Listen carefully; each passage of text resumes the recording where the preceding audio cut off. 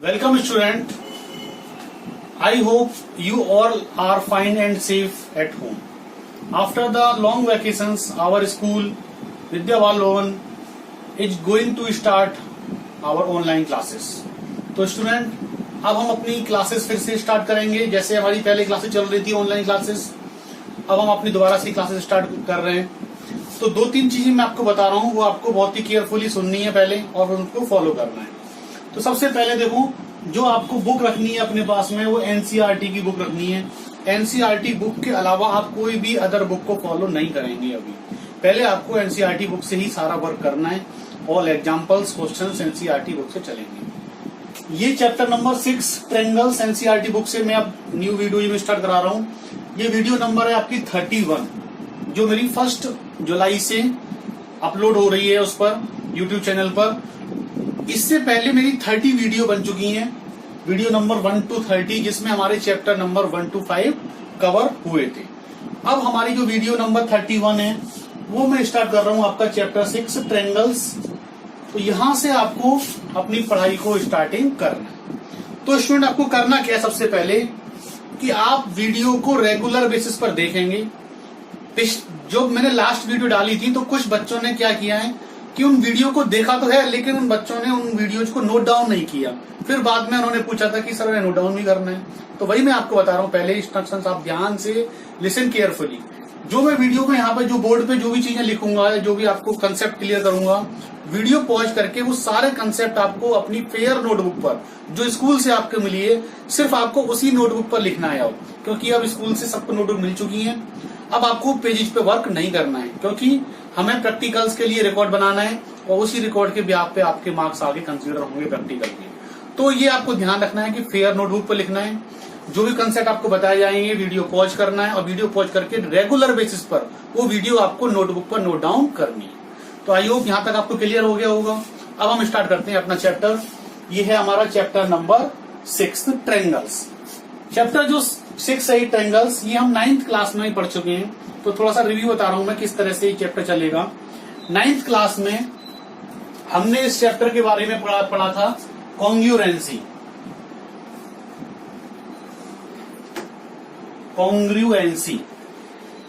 ये 9th class में था और इसी का फिर आगे कंटिन्यूएशन अब आपका 10th में स्टार्ट होगा।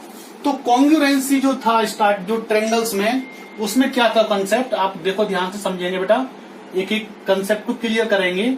जैसे कि 2 ट्रायंगल थे हमारे पास में, क्योंकि ये चैप्टर ट्रायंगल्स है तो ट्रायंगल से ही रिलेटेड आपकी प्रॉपर्टी यहाँ पर आएंगी। जैसे ये ट्रायंगल है, मान लो ए, ये ट्रायंगल है बी और ये ट्रायंगल है सी। ए बी सी इसकी वर्टेक्स है और इसकी वर्टेक्स है आपकी डी ई और एफ। तो कॉन्ग्रुएंसी के लिए 2 चीजें होती थी पहले, जो मेन है सबसे मेन है। जैसे कि मान लो ट्रायंगल है, ये 3 सेंटीमीटर है इसकी साइड, ये भी 3 है और ये भी 3 है। उसी तरीके से ये भी 3 है और ये भी 3 है और ये भी 3 है।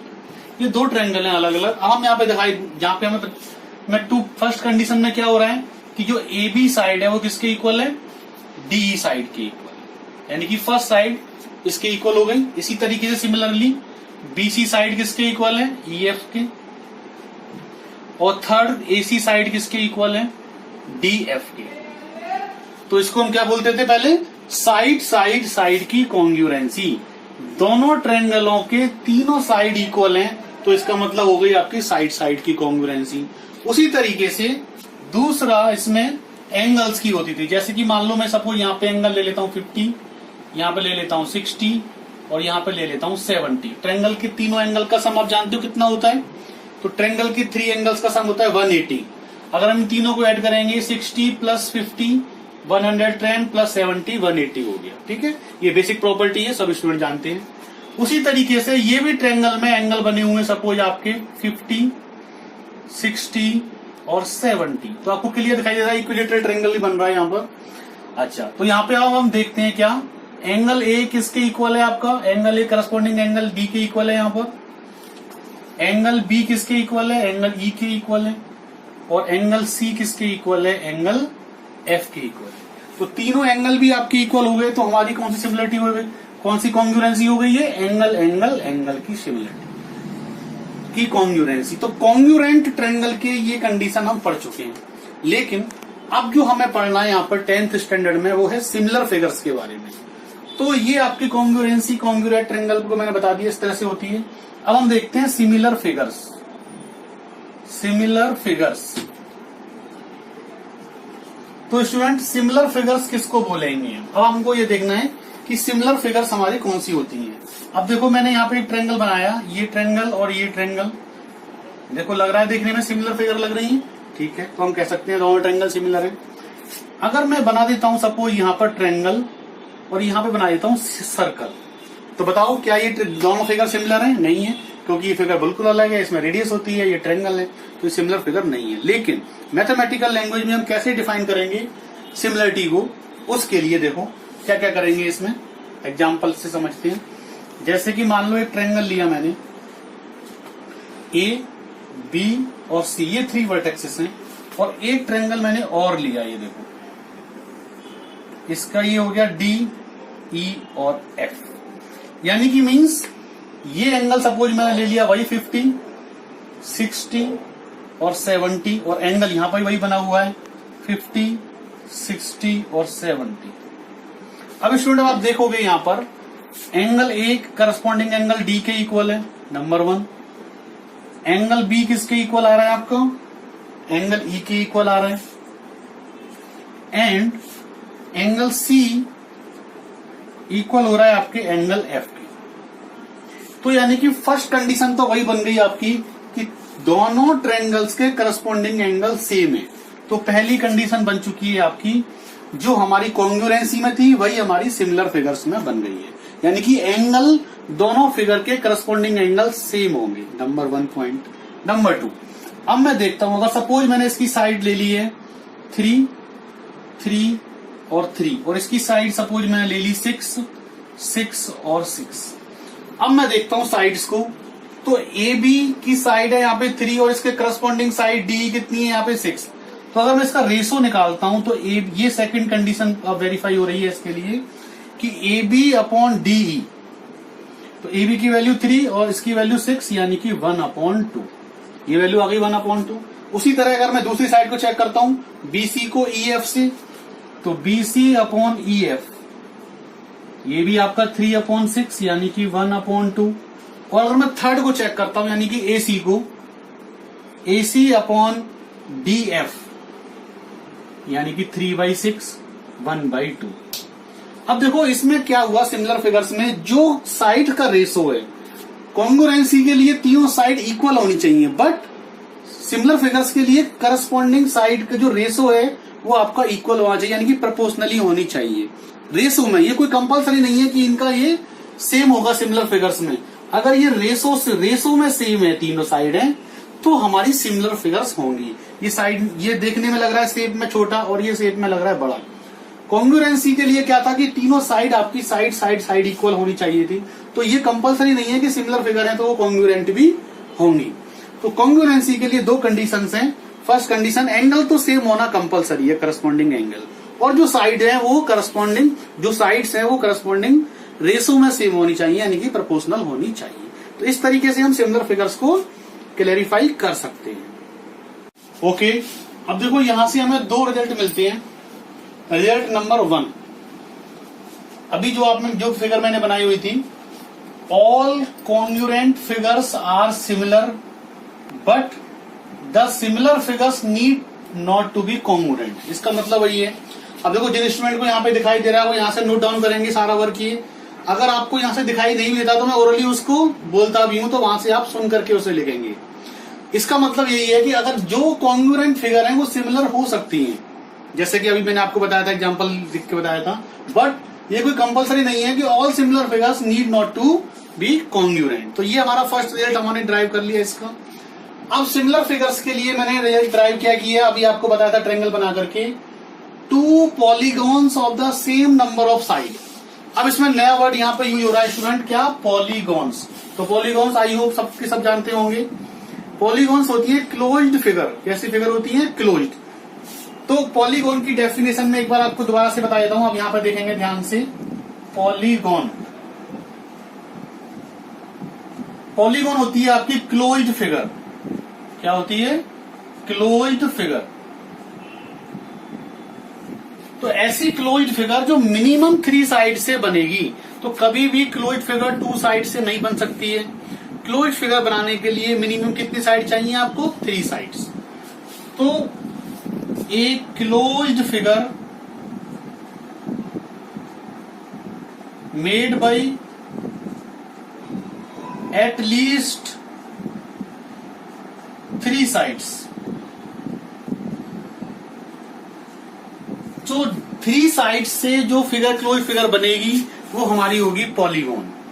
3 साइड्स अगर हम यूज करेंगे तो कौन सी फिगर बनेगी? ट्रायंगल बनेगा आपका। तो इस तरह 3 साइड को यूज करेंगे ट्रायंगल बन जाएगा। अगर हम 4 साइड को यूज करेंगे तो क्या बन जाएगा आपका? स्क्वायर बन सकता है, रेक्टेंगल बना सकते हो 4 साइड से, क्वाड्रिलेटरल। 5 साइड ले सकते हैं हम इस तरीके से,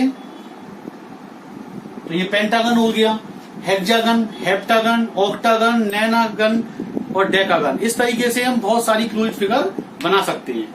तो स्टूडेंट हमें यहाँ पे ये समझना है कि 2 पॉलीगॉन अगर हम लेते हैं कोई भी, सेम नंबर ऑफ साइड, उनकी साइड सेम है, जैसे कि 2 हम ले लिए 2 ट्रायंगल या 2 स्क्वायर या 2 सर्कल, इस तरीके से कोई भी 2 फिगर लेनी है, वो कब हमारे सिमिलर होंगे, उसकी कंडीशन कब सिमिलर होंगे? Same number of sides are similar, उसके लिए 2 कंडीशन है। Their corresponding angles are equal. सबसे पहले तो उसके करस्पॉन्डिंग एंगल इक्वल होने चाहिए, जो कि मैंने आपको सिमिलर ट्रायंगल की डेफिनेशन बताए थे। एक और एग्जांपल के थ्रू आपको मैं क्लियर कर देता हूं। तो अब यहाँ पर देख लो, जैसे कि मान लो ट्रायंगल ले लिया मैंने ये वाला और एक और ट्रायंगल ले लिया यहाँ पे। फिर से मैं एक और दोबारा आपको क्लियर कर दे रहा हूँ, क्योंकि ट्रायंगल चैप्टर चल रहा है तो ट्रायंगल ही मैं ले रहा हूँ, बाकी की और फिगर्स के बारे में भी आपको आगे डिस्क्राइब करूंगा। तो ये ट्रायंगल है, मान लो ABC। अब मान लो इसकी साइड मैंने ले ली 3, 4 और 5, और ये दूसरा ट्रायंगल है DEF। अब इसकी साइड में स्टूडेंट ले लेता हूँ 6 और इसकी 8 और ये 10, और एंगल अब मैंने ले लिया सेम वही 50, 60, 70, और इसका एंगल मैंने ले लिया 50, 60 और 70। अब देखो आपको क्या क्लियर करना है, 2 पॉलीगॉन्स। पॉलीगॉन्स मतलब कोई भी 2 क्लोज्ड फिगर, कोई भी same figure, same number of side, जिनके नंबर ऑफ साइड सेम होनी चाहिए। तो मैंने ट्रायंगल ले लिए, दोनों में 3-3 साइड है, या मैं क्वाड्रिलेटर ले सकता हूं, दोनों में 4-4 साइड हो जाएंगे। ये सिमिलर कब होंगे? There corresponding angles are equal. इनके करस्पॉन्डिंग एंगल इक्वल होने चाहिए, तो इक्वल है यहाँ पे पहली कंडीशन आपकी वेरीफाई हो रही है। एंगल A किसके इक्वल है? दूसरे ट्रायंगल के D के इक्वल। इसके करस्पॉन्डेंस एंगल B किसके इक्वल हो गया? एंगल E के इक्वल। और एंगल C किसके इक्वल हो गया? एंगल F के इक्वल। तो डेफिनेशन के according there corresponding angles are equal, पहली कंडीशन आपकी सेटिस्फाई हो गई। दूसरी condition, there corresponding side in the same ratio. हमेशा हर फिगर के लिए फिक्स कर लो दिमाग में, बिल्कुल इजी कंसेप्ट है, एक बार आपको आ जाएगा, कोई दिक्कत नहीं आएगी। सेकंड कंडीशन, अब मैंने देखो यहाँ पे मैंने अगर निकाला AB और ये साइड है DE, तो AB अपॉन DE अगर मैं फाइंड करता हूं तो 3/6 यानी कि 1/2। क्लियर? अगर मैंने देखो ये वाली साइड ली BC अपॉन EF, लेकिन साइड दोनों अलग अलग हैं, ये साइड की यूनिट है 4 और ये साइड की EF की यूनिट है 8, तो स्टूडेंट ये होगी आपकी 4/8, लेकिन सॉल्व करेंगे तो वही रेशो में 1/2 आ गया। इसी तरीके से थर्ड साइड AC और DF, अगर मैं AC और DF को निकालता हूं तब भी वही 5/10 यानी कि 1/2। तो आप देख रहे हो कि तीनों साइड का रेशो सेम आया, यानी कि हम कह सकते हैं क्या कि AB अपॉन DE किसके इक्वल है? BC अपॉन EF ये किसके इक्वल है? AC upon DF। ये हो गई आपकी दूसरी condition. They are corresponding side in the same ratio, same ratio में होंगी, या जिसको हम कह सकते हैं प्रोपोर्शनल होंगी। प्रोपोर्शनल वर्ड भी आप यूज कर सकते हैं, तो प्रोपोर्शनल होंगी, तीनों का रेशो सेम आ गया। तो ये हो गई आपकी सिमिलर फिगर। ये मैंने 3 साइड यानी कि ट्रायंगल के लिए बताई है, इस तरीके से आगे क्वाड्रिलेटरल के लिए भी आएगी। तो आपको ये थोड़ा सा इनमें डिफरेंट देखना है कि कॉन्ग्रुएंसी में क्या होता है। तीनों एंगल तो सेम है, यानी कि पहली प्रॉपर्टी तो दोनों के लिए सेम है कॉन्ग्रुएंसी के लिए, लेकिन कॉन्ग्रुएंट में ट्रायंगल में क्या होता था, साइड भी सेम होती थी, बट यहाँ पे साइड का रेशो सेम है, साइड का रेशो सेम है। तो मुझे लग रहा है कि आपको कॉन्ग्रुएंसी में और सिमिलरिटी में डिफरेंस आपको पता चल गया है। अब कोई भी 2 फिगर देख करके आप क्लियर कर दोगे कि कौन सी फिगर सिमिलर है, कौन सी फिगर कॉन्ग्रुएंट है। तो इस तरह से आपको ये सिमिलर फिगर का कंसेप्ट है कि हम किस तरह से डिफाइन करेंगे, जो कि अब आगे हम एग्जांपल्स ले रहे हैं, एक्सरसाइज करा रहे हैं, उसमें आपको क्लियर होगी। ओके स्टूडेंट, अब आपको ये कंसेप्ट क्लियर हो गया है सिमिलरिटी और कॉन्ग्रुएंसी का।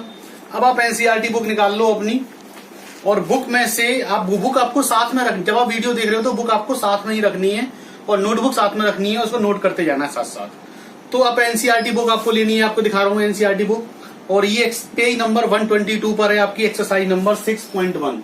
एक्सरसाइज नंबर 6.1 ये इसकी बेसिक एक्सरसाइज है, यहाँ से आपका ट्रायंगल चैप्टर का बेस स्टार्ट होता है। तो काफी प्रॉपर्टीज इसके अंदर आएंगी। तो सबसे पहले हम करते हैं क्वेश्चन नंबर 1। क्वेश्चन नंबर 1, अब स्टूडेंट आप क्वेश्चन को देख, you can see the question from the NCERT book. Question है आपका fill in the blank using the correct word. अब इसमें आपको एक चीज मैं पहले बता क्लियर कर दूं, जब भी आपको फिल इन द ब्लैंक करना है तो आपको पूरा स्टेटमेंट पहले लिखना है, उसके बाद फिल ब्लैंक को फिल करेंगे और उसको डबल अंडरलाइन कर देंगे। हमेशा आपको याद रखना है, जहां पर भी फिल ब्लैंक का क्वेश्चन आएगा तो आपको इस तरीके से करना है। बहुत से बच्चे क्या करते हैं, सिर्फ फिल ब्लैंक का ही आंसर लिखते हैं, ऐसे नहीं लिखना है। तो लिखने का मैं तरीका बता दे रहा हूं, सबकी नोटबुक पे एक जैसा वर्क होना चाहिए। तो क्वेश्चन नंबर 1 का फर्स्ट पार्ट ये है आपका ऑल सर्कल्स आर। तो क्वेश्चन लिखा हुआ है इस तरीके से, ऑल सर्कल्स आर, और यहां पर आपको फिल करना है, ये है क्वेश्चन। और बाकी आगे का आपको नहीं लिखना है, बस यहाँ पे फिल करके आपको लिखना है कि क्या आंसर आना है। तो आपको इस तरह से पूरा स्टेटमेंट लिखना है कि ये नहीं सिर्फ आप आंसर फिल कर दो यहाँ पर। तो आई होप आपको क्लियर हो गया होगा। अब इसमें दो ऑप्शन दे रखे हैं कि कॉन्ग्रुएंट और similar. All circles are congruent और सिमिलर। अब आपको बताना है इनमें से कौन सा आंसर होगा। तो सबसे पहले मैं आपको आंसर बता रहा हूं, तो इसका आंसर है आपका सिमिलर। तो ऑल सर्कल्स आर सिमिलर। अब कैसे सिमिलर होंगे वो आपको एग्जांपल से आपको समझना है। तो अब ध्यान से देखेंगे, जैसे कि मान लो मैं दो सर्कल लेता हूं, एक सर्कल ये ले लिया और एक सर्कल ये ले लिया। अब देखो हमेशा याद रखो ये सेंटर है इसका, ये तो आपको पता ही होगा कि आप 10th क्लास में आ चुके हो। तो 6, 7, 8 से सेंटर और रेडियस और डायमीटर, ये बेसिक कंसेप्ट चीजें होती है सर्कल के बारे में, जो कि ऑल स्टूडेंट को पता होना चाहिए। तो ये सेंटर हो गया और ये रेडियस है मान लो इसकी 2 और इसकी रेडियस है मान लो 5 सेंटीमीटर और ये मान लेते हैं हम 2 सेंटीमीटर। हमेशा ध्यान रखो कि जो सर्कल में जो एंगल बनता है, एंगल वो होता है हमेशा 360 डिग्री, चाहे सर्कल छोटा हो चाहे सर्कल कितना भी बड़ा हो। तो इसका मतलब हमारी पहली प्रॉपर्टी तो यहाँ से सेटिस्फाइड हो रही है कि दोनों सर्कल पे 360 डिग्री का एंगल होगा। कंप्लीट एंगल 360 डिग्री होता है सर्कल में। तो सर्कल चाहे छोटा हो चाहे बड़ा हो, 360 डिग्री का एंगल हो गया। लेकिन अब अगर हम यहाँ पर देखते हैं तो ये है इसका रेडियस 2 और ये है इसकी रेडियस 5, यानी किसी न किसी रेशो में है। तो इसका मतलब क्या हो गया कि ये दोनों फिगर हमारी कैसी होंगी, ये दोनों फिगर हमारी कैसी होंगी, सिमिलर फिगर्स होंगी, क्योंकि पहली कंडीशन सेटिस्फाई हो रही है एंगल की, और साइड का कोई भी रेशो हो सकता है, तो वो हमारी कंडीशन सेटिस्फाई हो जाएगी दूसरी की। क्योंकि सर्कल के लिए इसमें साइड्स नहीं होती हैं, सर्कमफ्रेंस होती है। तो इस तरह से हम इसको डिफाइन करेंगे कि इसमें एंगल लेंगे और रेडियस का रेशो से डिफाइन कर देंगे, तो ये सिमिलर फिगर्स होंगी। ये आपको क्लियर हो गया होगा। अब ये पूरा नोट डाउन आपको नोटबुक पर करना है। जो भी मैं बोर्ड पर लिखता हूं, जैसे मैंने साइड में ये बना दिया, तो ये आपको नोटबुक पर नोट डाउन करना है।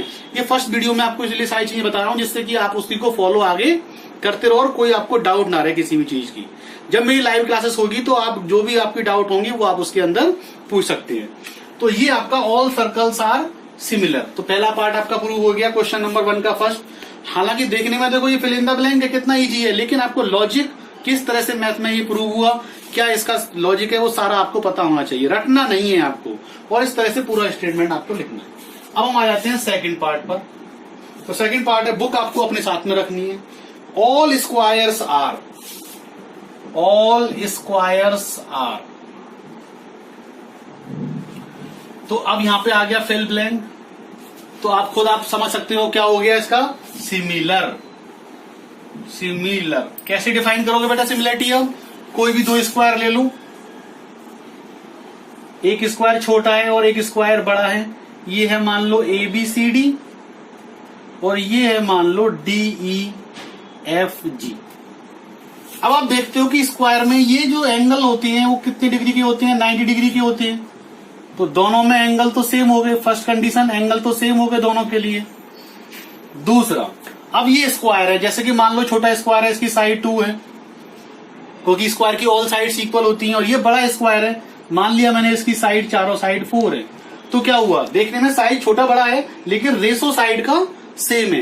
क्योंकि मैं अगर AC का रेशो देखूंगा, अगर मैं DG से, तो AC अपॉन DG कितना आ जाएगा, 2/4 यानी कि 1/2। तो ये मैंने बोला था डेफिनेशन में कि कोई भी टू पॉलीगॉन, तो पॉलीगॉन का मतलब यहाँ पे हमने क्वाड्रिलेटरल ले लिया या स्क्वायर ले लिया, तो दोनों की 4-4 साइड है और चारों साइड का रेशो आपका सेम है। तो पहली कंडीशन एंगल वाली और सेकंड कंडीशन आपकी साइड वाली यहाँ पर सेटिस्फाई हो रही है।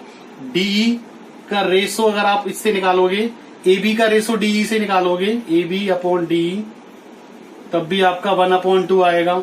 इसी तरीके से चाहे आप BD का रेशो EF से निकालोगे तब भी आपका 1/2 आएगा। और इसी तरीके से आप CD का रेशो चाहे आप GF से निकालोगे तब भी आपका 1/2 आएगा। तो चारों साइड आपकी प्रोपोर्शनली हो चुकी हैं, तो आपको बिल्कुल क्लियर हो गया है कि जितने भी स्क्वायर होंगे वो कैसे होंगे, आपके सिमिलर फिगर्स में होंगे। आपको कोई इसमें डाउट नहीं होना चाहिए, एकदम कंसेप्ट आपको क्लियर होना चाहिए। अब स्टूडेंट आ जाते हैं हम नंबर 3 पॉइंट पर। क्वेश्चन नंबर 1 में 3 point, all triangles are similar. All यहाँ पे फिल ब्लैंक फिल करना है आपको। Triangles are similar. अब आपको फिल करना है कि वहां पे आइसोसेल्स आएगा या इक्विलेटरल आएगा। तो पहले मैं आपको आंसर क्लियर कर रहा हूं, इसमें इक्विलेटरल आएगा, इक्विलेटरल। अब स्टूडेंट कैसे है, इस पे मैंने डबल अंडरलाइन कर देना है फिल ब्लैंक पर, जो भी है आपके, जो भी आपने फिल किया है वहां पे डबल अंडरलाइन, जिससे पता चल जाएगा कि यहाँ पे हमने फिल किया है। अब इक्विलेटरल ट्रायंगल सिमिलर होंगे। और दूसरा था आइसोसेल्स। तो आइसोसेल्स क्यों नहीं होंगे, आपका लॉजिक आपने आंसर, मैंने आंसर बता दिया इक्विलेटरल होंगे, आप ये भी कह सकते हो आइसोसेल्स होंगे। तो क्यों नहीं होंगे आइसोसेल्स ट्रायंगल। आइसोसेल्स ट्रायंगल में कौन से होते हैं बेटा, दो साइड जिसकी इक्वल होती है, ये होता है आइसोसेल्स ट्रायंगल। अब आप सोचो अगर ये दो साइड इक्वल है तो इसके ये दोनों एंगल इक्वल होंगे। और अगर मैं दूसरा आइसोसेल्स ट्रायंगल ले लेता हूं यहां पर, और ये दो एंगल इसके इक्वल होंगे। तो अब इसमें देखो क्या है, आइसोसेल्स ट्रायंगल हमारे क्यों इक्वल नहीं है। अगर ये साइड है दोनों 2 और ये साइड है मान लो इसकी 3, तो इसका मतलब क्या हुआ कि यहाँ पर एंगल, ये जो एंगल है, ये जो दोनों एंगल होंगे वो दोनों एंगल हमारे इक्वल होंगे। जैसे ये है मान लो ABC, तो एंगल B इक्वल होगा एंगल C के। बट और ये है मान लो DEF, तो ये कोई कंपलसरी नहीं है कि एंगल B, कोई कंपलसरी नहीं है कि एंगल B और एंगल E के इक्वल होगा। तो ये इसके नॉट इक्वल है, क्योंकि ये जो एंगल बने हुए हैं ये दोनों तो इक्वल हैं इस साइड की प्रॉपर्टी से, बट कोई कंपलसरी नहीं है कि B और E आपस में एंगल इक्वल होंगे। तो इसके अंदर पहली कंडीशन से ही आपका ये सिमिलरिटी इसकी नहीं बनती है। लेकिन अगर आप इक्विलेटरल लोगे तो इक्विलेटरल में तो हम जानते ही हैं कि हमेशा एंगल 60-60 के होंगे। हमेशा तीनों एंगल इक्विलेटरल एंगल में 60-60 के होंगे। ये 60, ये 60, ये 60, और ये दोनों इक्विलेटरल है तो 100% ये 60, ये 60 और ये 60। इसका मतलब क्या हो गया कि एंगल का पहली कंडीशन वेरीफाई हो गई, और रेशो आप दोनों इक्विलेटरल है तो दोनों का साइड सेम होगी, तो साइड सेम होगी तो रेशो भी सेम होगा। तो इसका मतलब यहाँ पे आएगा आपका इक्विलेटरल ट्रायंगल्स। तो ये आपका क्वेश्चन नंबर 1 का हो गया 3rd पार्ट। अब इसके बाद में इसका 4th पार्ट। तो 4th पार्ट में आपको क्या फिल करना है, वही आपको क्वेश्चन रीड करना है बुक में से। तो 2 पॉलीगॉन्स जो डेफिनेशन थी हमारी सिमिलरिटी की वही है इसके अंदर। फर्स्ट पार्ट में प्रूव कर देंगे there corresponding angles are equal. तो पहले तो आप प्रूफ पूरा स्टेटमेंट लिखेंगे, इसका स्टेटमेंट आपको पूरा लिखना है, जैसे कि 2 पॉलीगॉन्स, इस तरह से 2 पॉलीगॉन्स स्टेटमेंट पूरा लिखेंगे। और first fill in the blank में आप लिख देंगे इक्वल और डबल अंडरलाइन कर देंगे, फिर स्टेटमेंट पूरा लिखेंगे, और सेकंड में आप लिख देंगे प्रोपोर्शनल। इस तरह से डबल अंडरलाइन कर देंगे। तो कहने का मतलब है जब भी आपका फिल ब्लैंक का क्वेश्चन होगा आपको स्टेटमेंट पूरा लिखना है, पूरा लिखने के बाद में आप फिल ब्लैंक को फिल करेंगे और डबल अंडरलाइन उसके नीचे कर देंगे। इस तरीके से आपका ये क्वेश्चन नंबर 1 एक्सरसाइज नंबर 6.1 का हो चुका है। अगर फिगर कोई आपको वर्ड आपको समझ में नहीं आ रहा है, इसमें देखने पर बोर्ड पे विजुअल नहीं हो रहा है, तो मैं ऑडियो के थ्रू आप उसको समझ सकते हो। अगर मैं बोलता भी काफी लाउडली हूं तो आपको क्लियर हो जाएगा मैं क्या बोल रहा हूँ। वीडियो पॉज करो, उसको 2-3 बार सुनो अच्छे से, तो आपको क्लियर हो जाएगा मैंने क्या बोला हुआ है। वही जो मैंने लिखा हुआ है वही मैंने उसमें बोला हुआ है। तो ये क्वेश्चन नंबर 1 आपका हो चुका है कंप्लीट 1। अब मैं आपको करा रहा हूँ क्वेश्चन नंबर 2।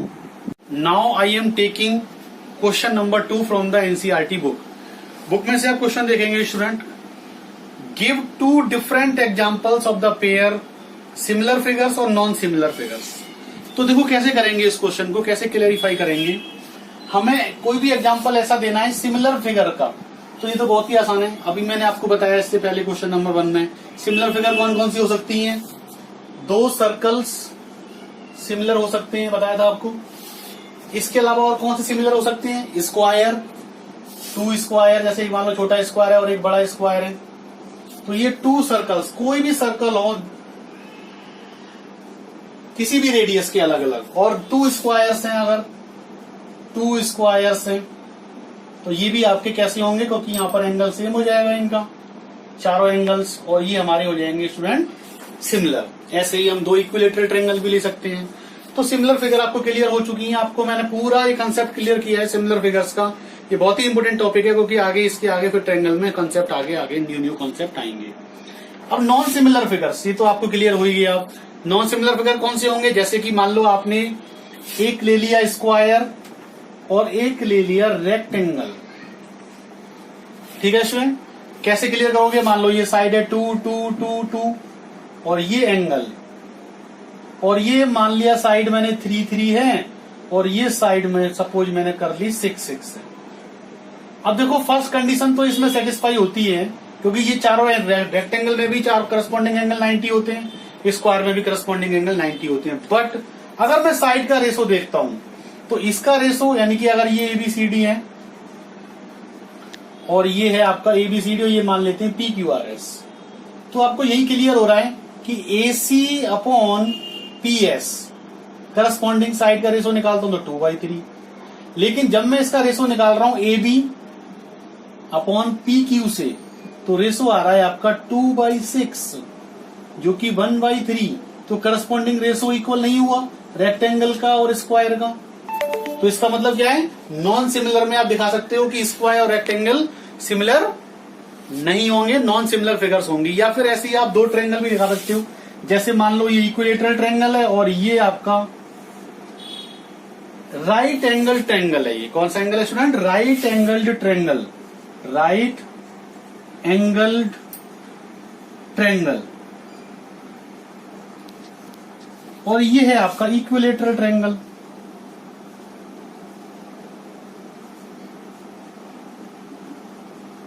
अब इक्विलेटरल में तीनों एंगल इक्वल होंगे, वो भी 60 डिग्री के फिक्स है, और यहां पर ये एंगल हो गया 90 डिग्री। तो करस्पॉन्डिंग पहले बात तो एंगल की कंडीशन सेटिस्फाई नहीं हो रही, दोनों कंडीशन आपकी सेटिस्फाई होनी चाहिए। तो आप क्लियर कह सकते हो कि ये दोनों फिगर आपकी नॉन सिमिलर हैं, ये फिगर आपकी नॉन सिमिलर है और ये फिगर आपकी सिमिलर है। अब मुझे लग रहा है आई होप आपको बिल्कुल क्लियर हो गया वो कंसेप्ट की सिमिलरिटी क्या होती है और नॉन सिमिलर फिगर्स कौन सी होती हैं। ये आपका क्वेश्चन नंबर 2 एक्सरसाइज नंबर 6.1 का हो गया है। सेम जिस तरह से मैंने लिखा हुआ है बोर्ड पर, वही आपको नोटबुक पर नोट डाउन करना है। शॉर्ट में नहीं लिखना है कि आप लिख दो 2 सर्कल्स।